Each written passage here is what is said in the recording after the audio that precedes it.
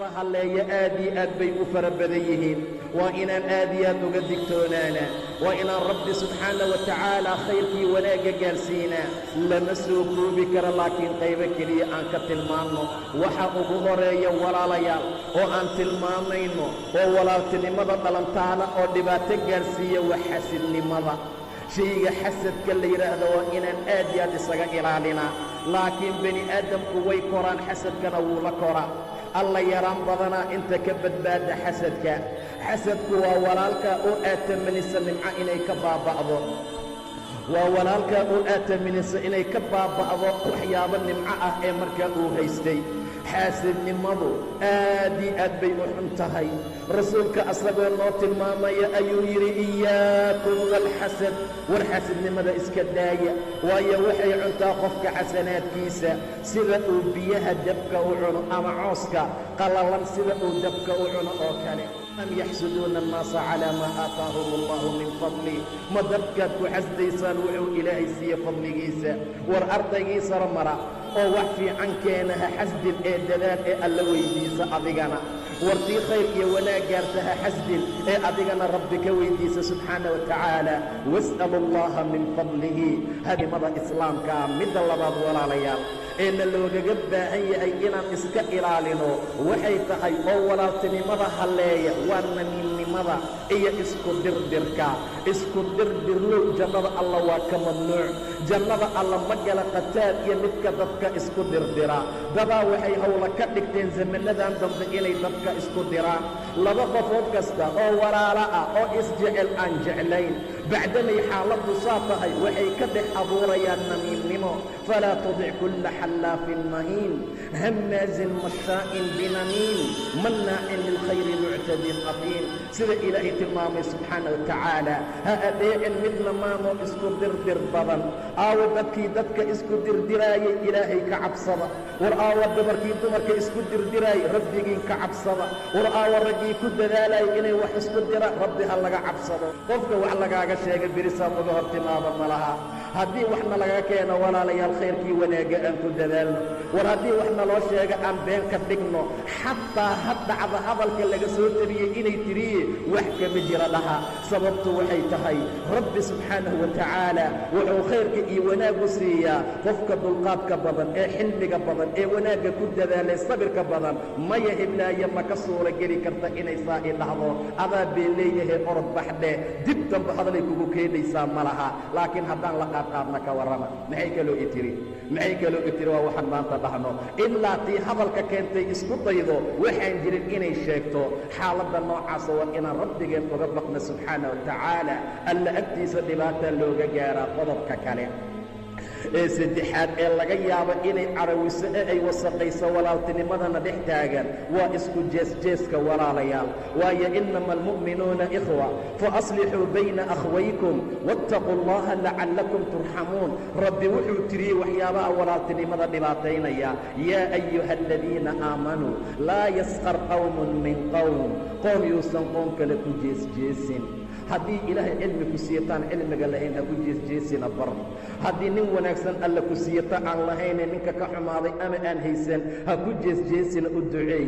haddii gaari qurux badan aad haysato adoo nin ah ha ku jeesjeesin ee midka kalean haysan alla u bari subxaana wa tacaala. laa yaskar qawmun min qowm casaa an yakuunuu khayran minhum. waxaaba dhici karta midka lagu jeesjeesayo inuu khayr badan yahay, gabadha lagu jeesjeesayo inay ka khayr badan tahay tan jeesjeesaysaa ayuu yidhi ilaah subxaana wa tacaala. wiil yuusan wiil ku jeesjeesin, gabar yaysan gabar ku jeesjeesin. sukhriga iyo jeesjeesku ma wanaagsana walaalayaal. ilaahay baa ku jeesjeesi doona dadka jeesjeesahaya. allahu yastahzi'u bihim wayamudduhum fii tuqyaanihim yacmahuun. si fiican baa looga abaalgudi doonaa. sidaa darteed walaalayaal aad iyo aad ha laysaga ilaaliyo waxa walaaltinimada naga dhibaataynaya. weli ayadoo sii socotaa ilaahay subxaana wa tacaala noo sii tilmaamaya waxyaabaha walaaltinimada dhalantaalaya ama dhibka gaarsiinaya. waxaa ka mid ah danniga xun ee aan isku qaadno. waa qodobka afaraad ee walaaltinimada dhibaateeya. waayo aayadda ku xigta buu rabbi yidhi yaa ayuha aladiina aamanuu ijtanibuu kafiiran min addann. war ka fogaada wax badan oo danni ah. war wax badan oo malaa iska daaya waayo ina bacda danni idmun malaha gobol ka mid ah waa dembi malaha gobol ka mida waa dembi walaalayaal dhammaantii ma aha ee danni fiican baa jira walaalaheen danni fiican aan u qaadno gabar 8 sac gaari ka soo degtaa aqalkeedii gashaad aragtay daaqadaad ka fiirisay adoo daaqadii furay waa 8 sac habeennimo maxaan isleenahay kalaa bay ka tiri soo maaha maxaan isleenahay gaari baa lagu qaatay soo maaha maxaa meeshaa ku marsiiyey meesha fiican maad aadin soo imtixaamoon qaban kara ayadoo xaamilo ah dhakhtarka soo kama imaan karta walaalayaal xaaladdaa ma samayn karna miya maxaa dhacay oo mar kasta waxa qofka loogu daninayaa iyaakum wadann fa ina danniga waa akdabu alxadiid hadal lagu hadla midka u been badan sida rasuulku tilmaamay sala allahu calayhi wasalam ijtanibuu kaiiran min aldann ina bacda danni idmun malaha gobol ka mid ah waa dembi laakiin gobolkiisa dambe waa danniga fiicane khayrkii wanaaggaan isku dannino iyo wanaaggii waxyaabaha kale aan isku dannino waa shayga ugu qiimaha badan uguna wanaagsan khayrka iyo wanaaggana aan ku gaari karno walaaltinimadeennuna ay noogu adkaan karto rabbina cizi iyo wanaag nagu siinayo ina bacda danni idmun qodobka ku xigay aayaddu tilmaantay shanaad walaa tajassasuu waa isdabagalka tajasuskaa nagu badan maanta war qofka waxaa nala amray inaan ceebaha isku qarineen inaan ceebaha qofka raadinayaana amray walaa tajassasuu rasuulkuna wuxuu dhahay laa taxasaduu walaa tabaaqaduu walaa tajassasuu walaa taxasasuu war ha isdabagelgelina ha isbaarbaarina ha isjaajuusina walaaltinimadu way hallaabaysaa waxyaabahan aan ku socono haddii lagu socdo walaaltinimadu aad bay xumaan u gaaraysaa laba walaalana wallaahi inaan nala ku dhex arkaynin haddaan iska dayn weyno waxyaabaha diinta islaamku ay nooga digtay oo ay tiri iska ilaaliya walaaltinimada islaamkay dhaawacaysaaye walaa tajassasuu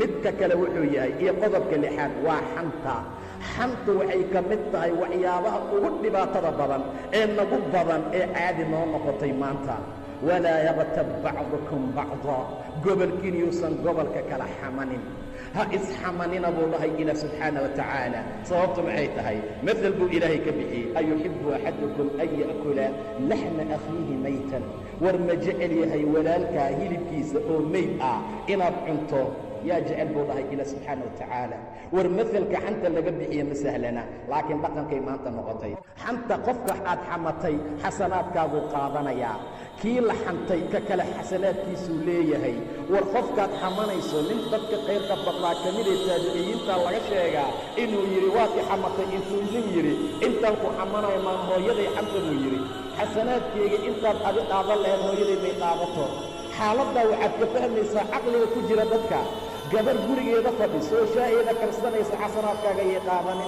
subax kastaad xasanaadka iyo khayrkii masaajidka u soo kalahdaa xasanaadkaas yaynan kaa qaadanto sariirteeda jirta yaynan janno ku gelin tu tv fiirsataa adigana yuusan janno ku gelin nin qayilahaya oo meelaha fadhiya xasanaadkaaga dembigiisa naar ha ku gelin dembigeedana cadaab ha ku gelina walaalayaal walaa yaqtab bacdukum bacdaa qaarkiin yuusan qaarka kala xamanin qodobka ugu dambeeyaynu ku soo gebagabaynayno ee ugu dhibaatada badan ee ilaahayna nooga digay walaaltinimada qalabtantaasho waa qabiyaaladda yaa ayuha annaas waa aayadda ku xigta innaa khalaqnaakum min dakarin wa untaa wajacalnaakum shucuuban waqabaa'ila litacaarafuu ina akramakum cinda allaahi atqaakum qaacidada aan qaadana walaalayaal yaa dadka u fiican qofka alla u cabsi badan yaa dadka u wanaagsan qofka dadka ilaahay ugu dhow qabyaaladkii meeshuu doona ha ka yimaado qof allaala qofkuu camalkiisa dib u dhigo nasabkiisu na dedejiyo walaalayaal